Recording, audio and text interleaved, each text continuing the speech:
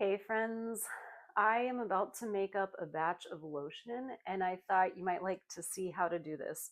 So this is a simple process if you have a blender at home and a saucepan and a heat safe glass measuring cup.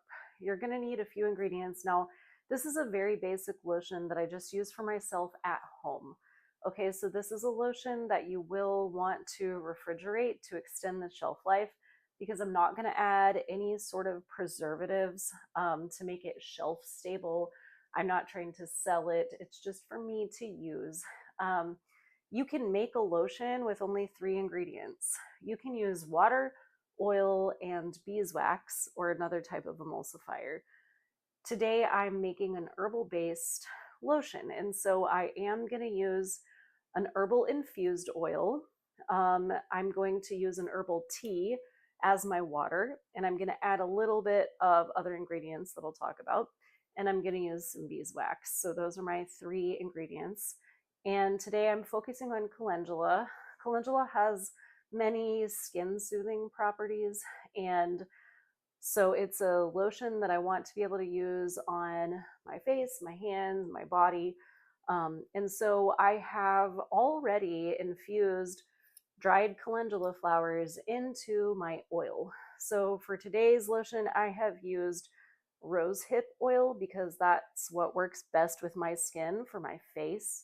Now you can use other types of oils, olive oil, avocado oil, even jojoba oil, especially for facial use.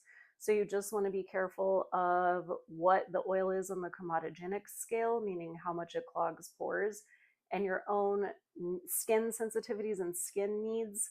But you definitely want to avoid using oils that spoil faster. So things like grapeseed oil, or like a vegetable oil, I have found don't work very well in herbal preparations. So the way that I infused my oil with calendula is by taking dried flowers and putting them in a blender to make it into smaller pieces. Now, I used kind of an advanced oil technique for myself, but if you are new to home herbalism, you can keep it really simple. Okay, and so here would be the simplest way to still draw out effective medicine with your oil is to take your calendula flowers, grind them up, and then place them in a jar, and then put a splash of 80 proof vodka in that jar over the flowers. So if we're using the folk method, you can fill your jar about a third full of the dried powdered flowers, splash of vodka, seal it up, shake it, let that sit overnight, and then the next morning you're going to fill your jar with oil. Okay, so this is the rehydration method. We put the vodka in because it starts to moisten the plant material and draw out some of the properties that can only be drawn out in alcohol. Okay, so if we just put the oil straight in, we miss a lot of the plant's properties. And so it's helpful to do this rehydration method because then we can get a little bit more potent oil, and it's shelf stable for a little bit longer, the oil itself.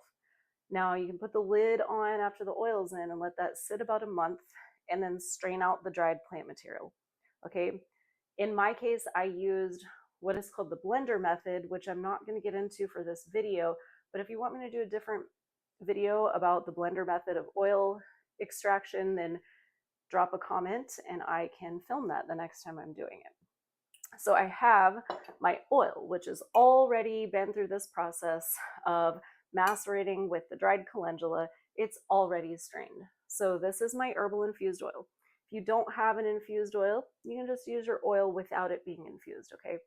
Now next, I made a tea, and I used calendula flower again because that's what I'm focusing on. But you could use dried rose petals. You could use lavender. You could use any sort of plant that you want to work with medicinally in your lotion. And so what I did to make this tea is very simple. I put dried calendula flowers in my jar. I covered it with boiled water. I let it steep for 10 minutes and I strained the plant material out. So this is my herbal tea. So you can easily make your herbal tea the same day that you want to do your lotion. You can also use distilled water. Okay. And then I'm going to add as well some aloe vera and some vegetable glycerin. Okay, so I'm adding aloe because aloe has specific properties to lock in moisture, which can be very helpful if you're dealing with dry skin and you want to moisturize and protect your skin barrier. And I'm going to use a tiny bit of vegetable glycerin as well because vegetable glycerin has humectant properties, so it can help support that moisturization that I'm going for in this lotion. So I like this company called Sulu Organics. They have very high quality oils. That's where I got my carrier oils, my rose hip oil. They have aloe, they have glycerin, anything you need, and you know that it's very high quality, cosmetic grade, pharmaceutical grade. Don't just buy the first thing you see on Amazon because you can't be sure what you're putting in your medicine. So what I'm going to do to start, I have 2 glass Pyrex, I have my blender, and I have a saucepan filled with water. So I want to take 1 cup of oil. So these are going to be my ratios that I'm using. I'm sorry, it's 3/4 cup of oil. Okay, 3/4 cups of oil. So I'm going to add that here into my measuring cup. 3/4 cup of oil.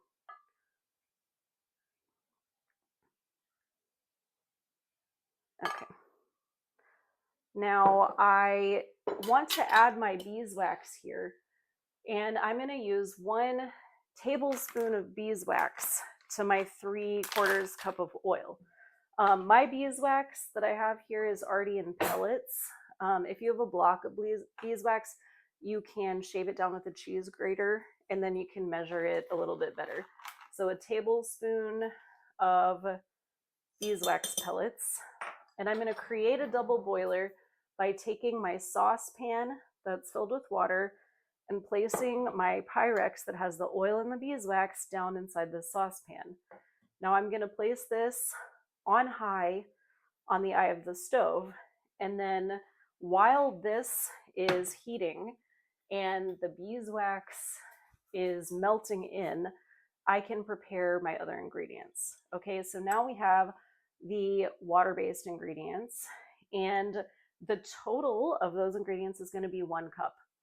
If you were going to use a tincture in your lotion, you would add it here. Okay, so I want this to total 1 cup. So if I want to keep it simple, it's just 1 cup of water or 1 cup of herbal tea.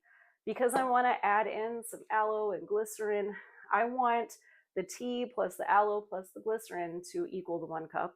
Same thing if I was going to add a tincture, which I'm not going to do today. Okay, so I'm going to add in some aloe.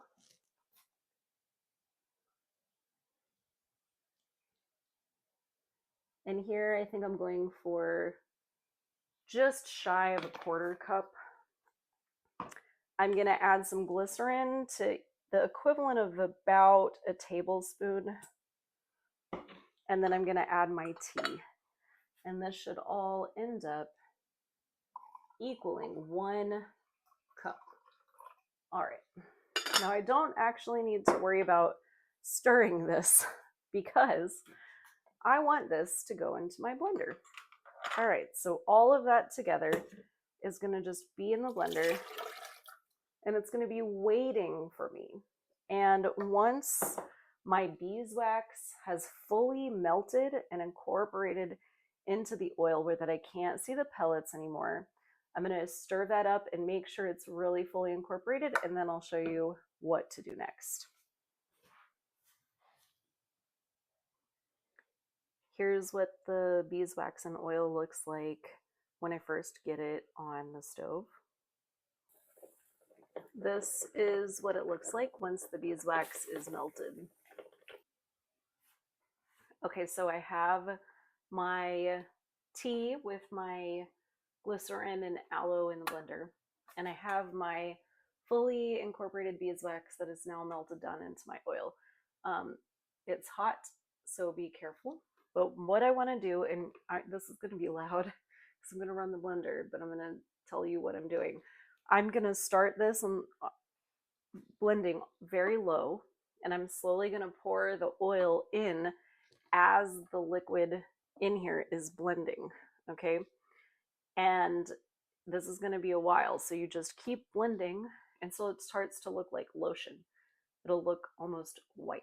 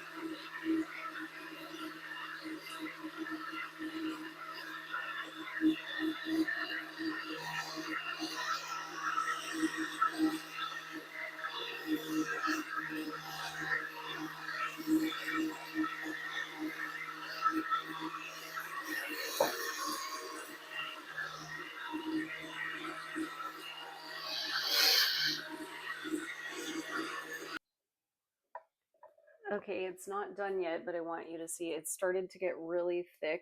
By the way, it's not white, it's yellow because of the calendula. If you weren't using herb infused things, it would be white. Um, so this is getting really thick, right? It's getting closer to lotion consistency, but you can still see that the oil and water are sort of separating in here. So I'm just going to keep blending.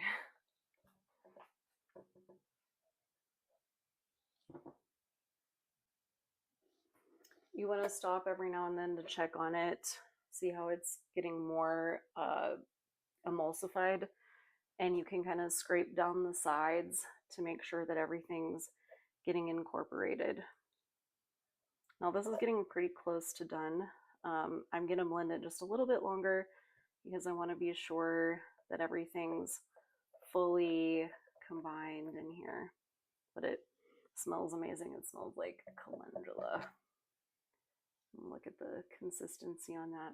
Okay, so I'm going to just give it another good solid few minutes of blending. All right, so this is at a good stopping place. This is going to become a little bit thicker as it cools. It's still very warm, but as it cools, it's going to harden a little bit, but not much. So at this point, I'm going to transfer this into a clean glass jar. Be sure that it's a sterile jar because this has water-based ingredients. It could invite mold growth and bacterial growth and things. So we're going to put this in a clean glass jar and then store it in the fridge. Now, if it is something you want to use every day, sometimes I will take like a tiny little jar or container and put a little bit in that jar and keep it on my bathroom counter. No more than 3 or 4 days worth, and then just refill that out of the bigger jar. And that way you don't have all of your lotion going bad on you because you're keeping it on the countertop because it's not shelf stable. We didn't add preservatives, okay? So in the fridge, you can use it straight out of the fridge or out of your little jar like that. So let me know if you end up making some lotion. Because this is just so simple to do at home and it's full of such clean ingredients, and you can add in all those healing herbs that you want to support your skin. So I hope this video was helpful. Let me know if you have questions.